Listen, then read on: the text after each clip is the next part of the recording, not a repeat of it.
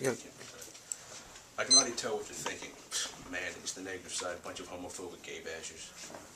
The negative side isn't here to pick at the gays or make fun of them. I could really care less if someone was gay or not. Go ahead and be with a man as long as you love each other, it's fine. But when you try to bring homosexuality into the military, that's when I have a problem. The negative believes that sexuality should be kept out of the military and stay what it is, a military. Your sexual preference shouldn't matter. When you're in the military, there is no gay, there is no straight, there's no bi, there are only soldiers. Trying to socially engineer gays in the military is only asking to cause problems. Many people are all for the idea that Don't Ask, Don't Tell should be repealed, such as Virginia failed to declare Don't Ask, Don't Tell as unconstitutional. I guess it depends on your point of view, because I see that it is constitutional. The military has its own set of rules and regulations separate from regular citizens for a reason, to prevent problems within their military system. So obviously, Don't Ask, Don't Tell is in place for a reason. Why exactly something like Don't Ask, Don't Tell in place? Because military soldiers need to focus on their work and not each other. I have never in my life ever seen a straight guy go up to a gay person and be like, "Oh man, did you see that hot chick over there?" No, that just doesn't happen.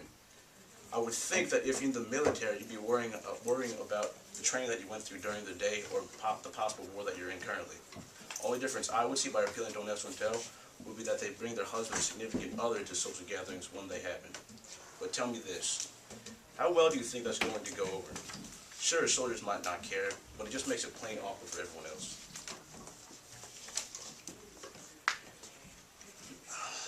Now, the affirmative side is calling for immediate repeal, which is repealing a rule or a law that is currently in place on the spot. But is now really the time to be doing something like this?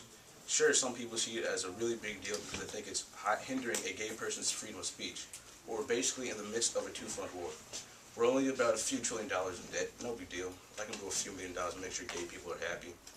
I'm sure it's a lot more important than your life. The government has already spent $400,000 on a survey for troops to fill out to see how well they feel about Don't Ask, Don't Tell being repealed. And the survey did not work out very well. See, that's a lot of money right there. I realize that many people are for repealing Don't Ask, Don't Tell. Many of the troops said they wouldn't really care if gays were allowed to be open about their sexual preference in the military. But even though most of the troops are for Don't Ask, Don't Tell, what about the rest of the troops? How would they react? How would they treat the soldiers who are now openly gay? What are you going to do about it? Create a separate group in the military just for gays? It seems like a lot of time and money we have to spend to do something like that. I have nothing more to say, so please vote negative and let the military be what it's supposed to be, a military.